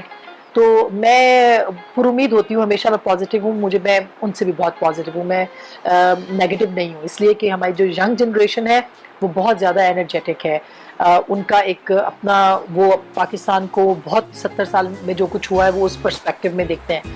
اور ایون یہاں تک کہ میں خان صاحب کو بھی بہت آئیڈیلائز کرتی ہوں, ان کو بھی اس میں, کیونکہ اپنی ایک اسٹرگل ضرور رہی ہے, اور انہوں نے ایک نیا پالیٹکس جو ہے وہ ضرور انٹروڈیوس کرایا ہے. اور وہ لوگ جو کہ مڈل کلاس تھے, جو کہ بھٹو صاحب کے بعد پالیٹکس سے بالکل نابلد ہوتے جا رہے تھے, بلکہ ان سے اکتاتے جا رہے تھے, تو خان صاحب نے ان لوگوں کی پالیٹکس میں واپسی جو ہے وہ کی ہے. تو میں خان صاحب کو بھی بہت اس تناظر میں جو ہے ان کو بھی پسند کرتی ہوں کہ انہوں نے کم از کم پولیٹیکل پروسیس میں پولیٹیشین ہوتے ہوئے پولیٹیکل لوگوں کا ایپٹیٹیوڈ جو ہے وہ بنایا پاکستان کے اندر. وہ غلط ہے یا صحیح ہے, مگر وہ بنا ہے. ہاں, آپ کے خیال میں خان صاحب اپنا ٹینیور پورا کر سکتے ہیں؟ دیکھیے, ٹینیور تو پاکستان میں خیر 2 حکومتیں پچھلی جو ہیں وہی کر سکی ہیں, کبھی کوئی کر نہیں سکا. لیکن اور اس بارے میں بھی پیشن گوئی کرنا جو ہے وہ میں شیخ رشید صاحب تو بن نہیں سکتی, لہٰذا کوئی پریڈکشن نہیں ہے. لیکن اللہ کرے کہ وہ اپنا ٹینیور پورا کریں, اور اللہ کرے کہ اچھی گورننس کے ساتھ کریں, اور اللہ کرے کہ پاکستان کے لیے بہتر کریں. ایک اینکر اور صحافی میں آپ کو کیا فرق لگتا ہے؟ ایک اینکر جو ہوتا ہے وہ ایک اینکر ہوتا ہے, وہ صرف بیٹھ کے اینکرنگ کرتا ہے. لیکن ایک جو صحافی ہوتا ہے اس کے پیچھے ایک پوری تگ و دو ہے, اس کے پیچھے ایک پورا ایک محنت ہے, اس کے پیچھے ایک پورا بیک گراؤنڈ ہے. مجھے جب کوئی اینکر کہتے ہیں لوگ تو مجھے اچھا نہیں لگتا. میں نے ابھی BBC کے لیے لکھنا شروع کیا ہے, تو انہوں نے مجھ سے پوچھا آپ کیا لکھیں گی, آپ کے ساتھ کیا لکھا جائے, تو میں نے کہا جی فقط صحافی, نہ سینئر نہ جونیئر نہ فلانا نہ دھمکا, صرف صحافی لکھیے. میرے لیے اعزاز کی بات یہی ہے کہ میں صحافی ہوں. تو صحافی کے پیچھے ایک پوری محنت ہوتی ہے, اینکر کے پیچھے صرف ایک سٹارڈم ہوتی ہے, ان کو صرف وہ ایک طرح سے اچانک بن جانے والے لوگ ہوتے ہیں. میں یہ نہیں کہتی وہ اچھے نہیں ہیں, وہ بہت اچھے ہیں, بہت اچھے سوال کرتے ہوں گے, بہت اچھا وہ پروگرام کرتے ہیں. لیکن جو صحافی ہوتا ہے اس نے مار کھائی ہوتی ہے, اس نے جوتے گھسائے ہوتے ہیں, اس نے محنت کی ہوتی ہے. آپ انسپائرنگ جرنلسٹ کو کیا پیغام دینا چاہیں گے؟ میرا پیغام, سچی بات ہے کہ مجھے مشکل لگتا ہے یہ سوال. اس کی وجہ یہ کہ ہماری جو ینگ جنریشن ہے وہ بہت ہی زیادہ اپ ٹو ڈیٹ ہے, اور وہ ہر چیز کو سمجھتی ہے. لہٰذا میرا صرف اتنا چھوٹا سا پیغام ہے کہ آپ تھرو پراپر چینل لائیں, لیگ ورک کریں, محنت کریں, اور محنت کر کے آئیں. راتوں رات اگر آپ کچھ بن گئے, بہت سے لوگ آتے ہیں ہمارے پاس یہ اینکر بننا ہے, ہم نے بس سیدھے اینکر بننا ہے, تو میں ان کو یہ کہتی ہوں کہ آپ ایک دم سے اگر سیڑھی پہ چڑھیں گے تو آپ کو پتہ نہیں چلے گا کہ کس کس سٹیپ کے اوپر کیا کیا ہے, تو ایک دم سے کچھ بھی نہیں آپ اچیو کر سکتے. لہٰذا تھرو پراپر چینل آئیں, محنت کریں, لیگ ورک کریں, اور اپنی صلاحیتوں پہ بھروسہ رکھیں. اگر اب یہ آپ نہیں کریں گے तो फिर आप कुछ नहीं कर सकते.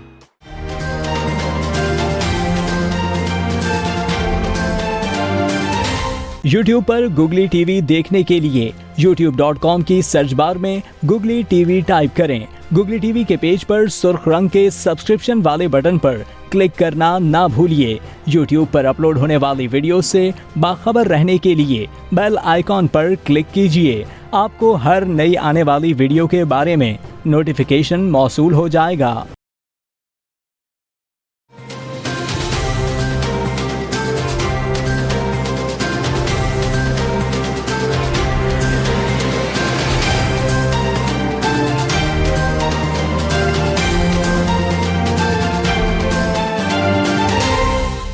Just gotten back from after finishing your show and it's quite late, it's 11 p.m.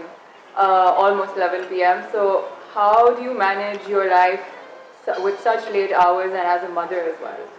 Oh, it's a loaded question, Aisha, and it's honestly it's a uphill task. मुश्किल काम है, आसान बिल्कुल नहीं है. I feel because मैंने बहुत बीच में ऐसे टाइम भी देखा है जब I've been on mat leave, जब I've been about to deliver and then after having a little baby in my hands 1-2 महीने off तब लिए होते हैं. I honestly I feel like when I'm on the go और मैं सब चीज़ें साथ कर रही होती हूँ, I'm more productive and happier as a person. I'm a better mother, I'm a better wife, and just happier as a human being. So that I had to experience for myself after 3 kids. I have alhamdulillah 3 kids. और हमेशा with every baby लगता था कि oh my god ये अब मैं कैसे करूँगी. So वो ज़रा सा वो period आता है after maternity leave जब when you go back to work कि ज़रा overwhelming लगता है कि how I will balance. But honestly it's doable. हो जाता है. It's all about time management, and I think ख़वातीन को वैसे भी naturally multitasking is something that Allah has put inside us. I don't know whether we don't have a choice, yeah, we just do it well. कोई तो चीज़ है, and I look at men around me, उनसे multitasking नहीं होती. 1-2 काम साथ कह दो and they do get overwhelmed. So it's hard, it's really hard. I feel कि सबसे बड़ी चीज़ जो मेरी compromise हुई है, that's been my sleep. So I'm the last person in bed and the first to wake up. That being said, I believe कि because of my working hours and because of my profession, flexibility बहुत है, and it actually works really well as a mother of 3 young kids. मेरे कोई reporting hours नहीं है. It's just कि मुझे अपना live show जो है उस घंटे के लिए, whether it's live or recorded, I have to be there. And of course फिर वो सारा homework उसमें डलता है. You're meeting a lot of people, you're interacting a lot to get information. पढ़ना लिखना बहुत होता है, but a lot of these things आप घर से भी कर सकते हो. Of course for my meetings and briefings I'm always out and about. But पढ़ना लिखना you do it at the comfort of your home. Following news I do it at home. So my typical day starts at 6:30 in the morning. I'll wake up with the kids, उनको नाश्ता करा के तैयार करके I send them off to school. I live in a joint family system, so मेरी जेठानी उनको सुबह लेके जाती हैं, दोपहर का pickup is my responsibility. So I send them to school, and usually if I've had a late night कि अगर 3-4 बजे सुबह सोई हूँ, then I crash again. And then I'll wake up again at around 12 o'clock. I'll go to the gym. Because मेरा होता है कि या तो मैं ऑफिस की मीटिंग्स अपनी या सुबह की रीडिंग या जिम अपना कर लूँ इससे पहले कि बच्चे स्कूल से वापस आएँ. Then I go to pick them up. उनका school is really far in Banigala, तो वो unto itself एक पूरा एक जर्नी होती है. Then I take my newspapers with me, उधर पढ़ लिए, अपने काम कर लिए, फ़ोन पे भी मीटिंग्स कर ली, and the gym is out of the way, which for me is very important. I need to be physically active and be fit, and I think वो मेरा एक पूरा pace और energy set कर देता है दिन की. बच्चे घर आते हैं, we go for swimming or tennis depending on what day it is. I was a professional swimmer, so I personally believe that it's very important for children to have one sport that they're really into. So I've divided the days up. We swim and we play tennis on जो भी दिन हो. We come home. Homework होता है मेरी बड़ी बेटी का, रोज़ का होता है होमवर्क करना है. then the Karya comes over, वो भी रोज़ आती हैं खैर से. So ये सारा सिलसिला चलता है till 7 in the evening. तब फिर हम खाना खाते हैं, we read a book, and Aahista Aahista it's really stressful as well. अब ये मैं आपको बता रही हूँ तो लग रहा है what a walk in the park. It's not. It's exhausting because even while you're doing all this pick up and studying and everything, sir पे एक तलवार तो लटक रही होती है कि यार शाम को काम पे जाना है और पढ़ना है और उसकी तैयारी करनी है और गेस्ट कौन हुए हैं और प्रोडक्शन है पूरी. So ये एक तलवार लटक रही होती है. So I'm also on calls all day. I'm also following news. Live beeper देना है, वो भी चल रहा है. कोई मसला पड़ रहा है, वो भी एड्रेस करना है. And by 7 o'clock, I'm actually आहिस्ता getting restless because I know कि time पे इनको खाना खिलाना है, time पे and किताब, my kids love reading books. I read it to them, too young, but they're into books. So वो किताब भी पढ़नी है. और उनको टाइम पे सुलाना है, so I can pack them up and then go to work. So it suits me to do a 10 o'clock prime time show because I can pack them up and put them to bed and then go. So मैं रात को आती हूँ इस तरह जैसे like you walked in right now, so I've come home at this time and now this is my time to unwind. I've checked up on the kids, they're fine, they're sleeping alhamdulillah. Now I'll have my dinner, I'll unwind. I like to binge watch Netflix. So and आजकल आप Netflix पे क्या देख रही हैं? Ertugrul, Resurrection. It's Turkish history, it's Islamic history, and it's absolutely phenomenal. और it's just so addictive. मेरा और काशो का पूरी रात आजकल हमारा schedule, हमारी routine सब कुछ upside down हुई है. Because we're sleeping at like 5-6 in the morning. Like it's Fajr time and we're going to bed, and then he's going to bed. I'm still up because I have to still get the kids ready. So I don't have an option to go to bed right away. So it's madness these days. So I'm actually like a zombie. I'm hoping this gets done soon. So what is it like being married to Kashif Abbasi? Him, like being married to him as Kashif or being married to a journalist? Both. So it's fun. I mean, being married to a journalist is interesting because, I mean, you understand the profession, you're a part of it, and, it's fun exchanging information or debate or discussion jari rehti hai, ikhtilaf bhi jari rehta hai. So wo ek maze ka, it's fun. It's a lot of intellectual stimulation. So I think wo bahut fulfilling hai. And as a person, like Kashif himself, I mean, alhamdulillah, I think it's one of the best decisions I made. He's very open-minded. Assalamu alaikum, that's my dad. So he's just visiting from Lahore. My family lives in Lahore, mera meka Lahore mein hai. So I think as a life partner, these things are very integral, they're very important. You need to explore your full potential, and ye sara balancing act jo hai, there are times when I get really exhausted and I'm like, Asha, mujhse nahi ho raha, like I'm so exhausted, and he's like, it's okay, chhod do naukri, main to nahi keh raha. So those days you're like, nahi, because I'm not doing that per se for the money or for the fame or anything. It's just that is another side of me which feels, I mean, I feel exhilarated. I feel like I'm breathing and I'm alive when I'm doing that. So I've been blessed where I can pursue a career that I'm in love with, that I'm passionate about, or a understanding husband or a spouse and understanding in-laws, I guess. So I've been blessed. आप हमेशा से journalist I had no idea. I had no idea what I wanted to do. I was a tomboy in my life, and as I told you, I was a professional swimmer. So, I think growing up till O levels and A levels, I was swimming about 5 hours, training professionally a day, then studying, and then just like it was a very strict किस्म की एक routine होती थी. So did you design the house yourself? Yes, I did, and I found a newfound passion. मुझे पता ही नहीं था कि यार मैं I can be good at this. Growing up, my mother was really into laying out, a perfect dinner table and tea tables, and मेरी बहन थी who was always into decors and really creative. As I told you, मैं tomboy थी, so मेरा तो इन चीज़ों में एक रुझान ही नहीं था. So जब अपना घर बनाना शुरू किया, everybody was shocked. Even I was shocked at myself, at what I could come up with, and work with colors and designs and paintings. I mean, अपने मुंह में मिट्ठू नहीं बन रही. This might not be your taste, but I was really happy with what I came up with. Would you like to show me around a little? Yes. Yeah. You want to see the paintings? Yes. So this is my favorite piece. This is Javez, and he's phenomenal. I think ये इनके colors और एक vibe जो होती है इसकी painting में is really good. So ये मेरा favorite piece है because it's almost like you're in a dream. And I look, and just the face of the girl, it's beautiful. It's so it's innocent, but she's she's lost in transition somewhere. So this is my biggest favorite piece. And the story ये वहाब जाफर है, इसकी बड़ी बहुत funny story है इसकी. So we love colors, we love bright colors. So the colors attracted me first. मगर I was missing my sister a lot, and I think कि मेरी बहन तब बाहर रहती थी और हम साथ नहीं थे और दो ही बहनें हैं हम. So I was missing her a lot, and I bought this because 2 girls, and honestly, weirdly enough, I think this orange one looks like me. Yeah, there's some resemblance. So I bought her, and मेरे काशिफ के best friend भी एक दफ़ा घर आए recently, and he's like, "Bhabhi, that looks like you." It was really weird, but actually that's how I connected with this, the colors and missing my sister. That's calligraphy over there. मैं आपको बता रही थी, I want more pieces of calligraphy. I'm still looking. अच्छे pieces मिले, खूबसूरत मिले, because it's, I think घर में होना चाहिए काफ़ी. Should be you have Ayatul Kursi, Yasin, Charcoal. It's just I like calligraphy a lot, but I haven't been able to. The ones I really am in love with, they're too expensive. And then that over there, I feel that speaks to my soul. That is Mohsin Kiani. He's an Iranian artist. और आप देखेंगे इस picture में movement बहुत है. अब ये धमाल डाल रहा है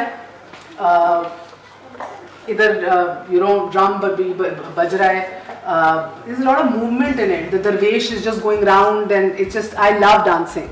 I love dancing. So I feel every time I hear music and there's music anywhere, I want to get up, I want to dance, and it's just movement, and music is a part of my soul, I feel. I can't stop myself. I was telling you earlier कि it's wherever we are in a public place, if the music लगता है and my feet start tapping, my husband has to be like, खबरदार, उठना नहीं है. So that, I think this speaks to my soul.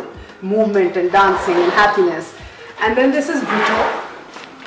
I lived in Canada for a long time. Jazz festival बहुत popular in Montreal के अंदर, street festivals and carnivals and music and people dancing and having fun, and it's a depiction of a jazz festival, and it's again full of color and full of life. So I fell in love with this piece. We bought this while traveling. हम LA में थे, and Brito is a very famous international artist. I think he's designed a lot of things for a lot of different events, including the Olympics. So another favorite piece is also in my bedroom. Please ignore, it's a bit messy. But this piece. So I'm a big romantic at heart, and my husband's not romantic at all. So I think we complement each other. So, and I think he's a shy person. And I think I brought out the dancer in him, and I brought out the free spirit in him. And so when we do get a chance, जब अपने दोस्त हों या बस हम अकेले हों या ऐसा कोई माहौल हो जो कि बहुत कम होता है being public figures, this is just us. This is us dancing and having fun. So as a couple, this for me is us. This reminds me of us. This was also something I made when we got engaged, and I think it's falling to pieces, but I don't have the heart कि मैं उसको redesign करूँ. I gave it to him as a present. We had just gotten engaged. वो निकल रही हैं, ऊपर से शीशा टूट गया, but I guess for the emotional value I've just still kept it. It's a good time. Feels like yesterday. And yeah, so I try कि हम लोग travel करें और paintings collect करें, घर की चीज़ें like this different stuff. I got this from Sri Lanka. I got some stuff from Africa over there. So I like to जिधर भी जहाँ भी travel कर रहे हो, I just like to pick up जो भी practically is easy to move and easy to carry. I like to pick up some things. I haven't ever done cargo, जिस तरह लोग करते हैं cargo और ship कर रहे हैं. Never done that. But छोटी मोटी चीज़ें, if I do get a chance, I like to pick them up. So now it's a lot of fun. My mother told me initially when I moved कि सब कुछ एक साथ नहीं लेना, please. Enjoy your house. Enjoy making it. कहीं travel किया या कहीं गए, कोई चीज़ पसंद आई, कोई whether it's furniture, whether it's art, or whether it's like decoration piece, Aahista Aahista collect करो. So my drawing room upstairs is almost empty. Because I have the furniture there, but I haven't actually done up the walls and the lamps and everything because I didn't want to कि एकदम ही साथ करके भी ये भी ले लो वो भी ले लो. She said ये ज़िंदगी का एक सफ़र है जिधर तुम enjoy करोगी चीज़ें pick up करना और आहिस्ता आहिस्ता चीज़ें करना. So in my house I live in a joint family system, but it's really nice because बहुत freedom है that way. Like my Saas doesn't mind, my Jatani doesn't mind. I can do up the whole place according to my own taste. They're very laid back and nice that way. And so it's fun. ये मैंने एक नई चीज़ शादी के बाद discover की है कि यार this could be a passion or I could be good at this. I never thought I was. I always thought कि यार ये sense तो मेरी बहन में ही है. Very surprising for me. It still is.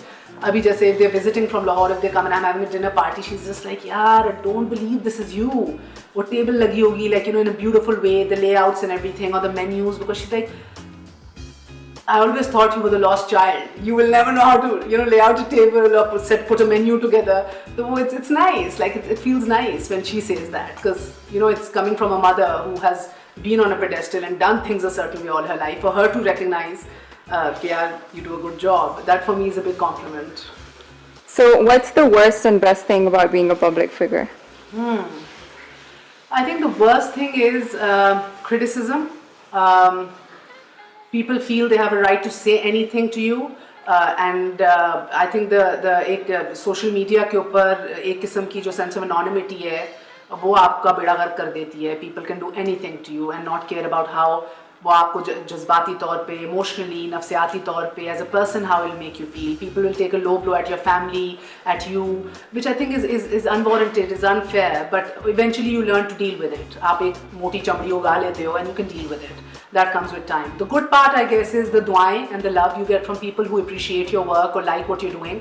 वो दुआएं जो दिल से लोगों की निकलती है ना, जब आप कहीं जाओ आपका हाथ पकड़ के कहें. It's been amazing. Some of the closest things to my heart is parents actually stopping me and saying कि you know what, my daughter wants to be like you. And there's this, I just remembered the other day, this gentleman from New Zealand called and he said, I have 3 daughters and मैं उनको रोज आपका show दिखाता हूँ, नन्ही नन्ही बच्चियाँ हैं, I'm sure they don't even understand politics or current affairs. He said, मैं रोज दिखाता हूँ, I tell them आपने इस तरह बनना है. So दिल इतना बड़ा हो जाता है, like you just like, oh my God, अल्लाह माफ़ करे, हमारी औकात और हैसियत ही कुछ नहीं है, for you know, इतनी अल्लाह ने इज़्ज़त दी है, लोग इतना प्यार करते हैं, you know, that for me is the most rewarding bit. And I think also one thing when I started my dupatta as well, one thing also used to irk me a lot when, you know, people used to say you're a role model for my child. Us time pe kehte the she wants to dress like you and she wants to talk like you, she wants the same nail polish, she wants the same jewelry. And it was very flattering. But then I used to sometimes feel yaar, so these are like lakhon log watching and these little impressionable girls and probably young teenagers or whatever and wanting to be like me, for instance. And then if I'm sitting somewhere, I don't know, like, is it, why can't I be, if I can be showing them, at least do, I mean, if you want to follow me, don't follow me for my fashion or my nail polish, then follow me for the fact that, you know, I can cover up and still be doing what I'm doing. And follow me knowing that I'm still comfortable and confident covering myself and doing it and still fashionable doing it. So I think that was something I used to often think about. Immediately मैंने तब नहीं किया था, वो तो अभी recently आके किया, but that was something I used to think, यार अगर role model बनना ही है तो थोड़ा कुछ अच्छा भी कर लो. ज़रूरी है कि एक ही तरह का बनना है. So I think ये बड़ी rewarding और अच्छी प्यारी बात है. So what do you do when you're off screen? What kind of books do you read? What movies do you watch? So I watch, as I told you, I mean, I don't watch a lot of movies. I watch Artugal and stuff on Netflix. I was watching Suits before that. I like stuff like Criminal Minds. I like anything that makes you think a lot and gets you really engrossed in it. Movies इतनी नहीं, काशा को बहुत शौक है, वो लगा दे तो I'll watch a movie or whatever. In terms of reading, we have a library over here. It's a small library because books आती नहीं है और उधर से निकल भी जाती है, लोग borrow कर जाते हैं. But we keep updating it. बाकी ऊपर रखी हुई है, उस side पे भी है, इधर भी है. It's a lot of history. It's a lot of Indo-Pak history, a lot of Pakistan ki history, a lot of like international affairs, a lot on terrorism. So it's every time we travel, we try to take a book with us, and usually I want to read what he's reading because it's just fun, just sharing it and making notes on it. He gets really irritated. Like, don't touch my book. I am reading my book. So then now I try to carry something for myself separately. So I think it's more fun that way. I think the trips we've had, jidhar hum books discuss kar rahe the ek hi padh ke, those have been just more meaningful. I think I remember one time to India, we were reading The First Muslim together. And it was really interesting, just having this deep debate every day while reading and ये देखो तुमने वो page नहीं देखा. I think it's the same as watching Netflix now, by the way. कि तुम आगे ना चली जाना, मैं भी इस एपिसोड पे हूँ, तुम आगे चली गई, अच्छा मैं आगे चला गया, अच्छा the other one has to wait. I think it's good. Alhamdulillah, like, you know, I feel इस तरह की activities the only time you can actually have fun together and spend time together. Other than, of course, you know, taking your kids out to a park or playing with them and everything. Because I feel हमारे talk too much, don't I, Aisha? I talk non-stop. It's good for me. Yeah, I'm sure. So that's why my husband calls me Basanti. That's why. Have you seen the movie Sholay? Yeah. Yeah. So you know that I had never seen it. So he showed it to me because he kept saying Basanti. I'm like, what? Why do you keep calling me Basanti? So he's like, yeah, no, you have to see a movie. He showed me the movie and I was like, oh God. So now you see, he thinks I talk non-stop. That's why he called me Basanti. But anyway, so yeah, what was the question? Okay, we'll move on. What kind of people do you look up to? I look up to honest people. I'm all about integrity. I'm all about honesty.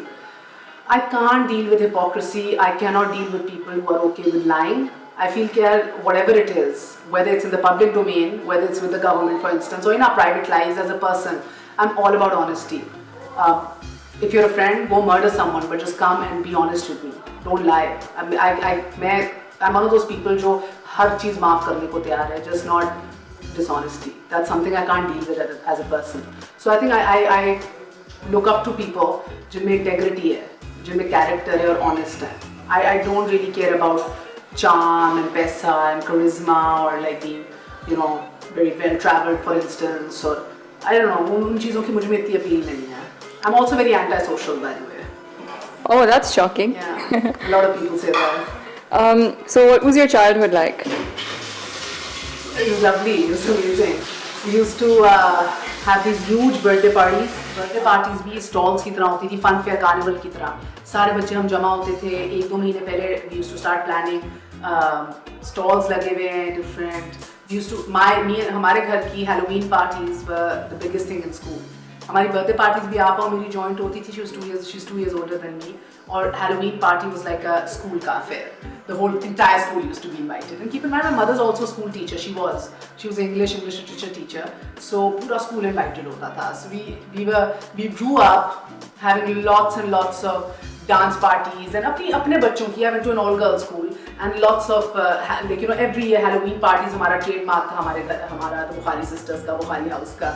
And I grew up like it was a beautiful childhood. Mere bhai mujhse 10 saal bade hain, so I have only few memories while in the house, being very naughty with him, and then he went abroad to study, then visiting him in Montreal a lot. We used to travel every summer because meri والد کی اور والدہ دونوں کی families بہت scattered ہیں all over the world. So there's a lot of traveling. Every summer 3 months used to be London or America or traveling. So a lot of traveling, a lot of happy memories. Just I think my father is just dotes on his girls, spoils us silly. My mother was a disciplinarian, always very strict, but always really pushing us to do good and to be better in life. And I mean, unka I think ye tha, she used to always be like, I don't want you guys growing up ever feeling कि हमने ये नहीं किया या ये नहीं देखा.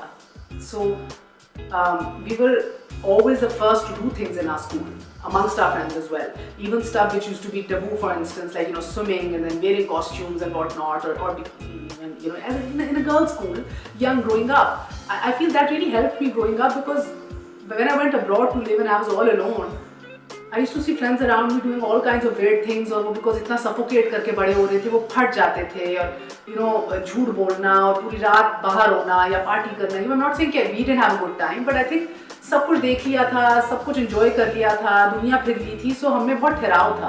مجھے یہ بہت فرق نظر آیا between my friends and I growing up. Like مجھ میں وہ نہیں تھا کہ I have to go and try this and I want to go party all night, I want to do this. وہ نہیں تھا. So I think maybe it was because of and also maybe because we were still very close to our mother.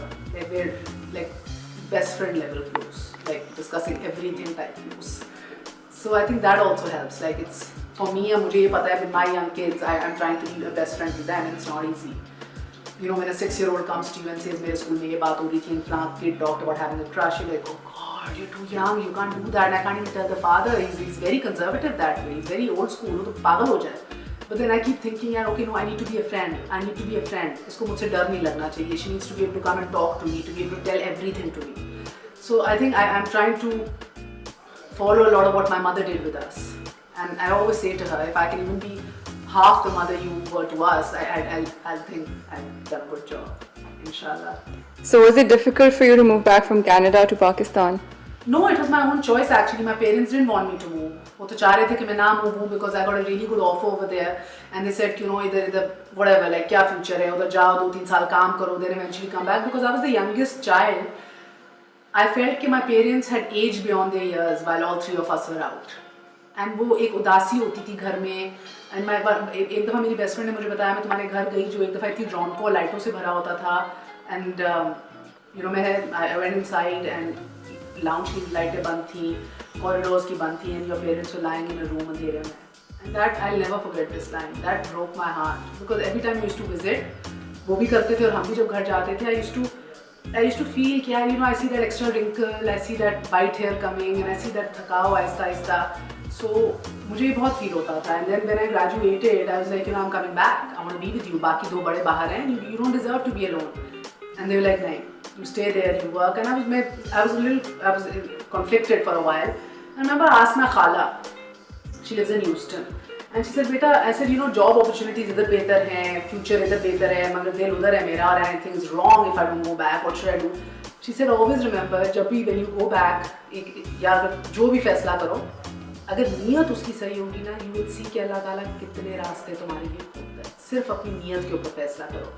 And I kid you not, Aisha, I kid you not, I came back and it was amazing for my personal life, for my career.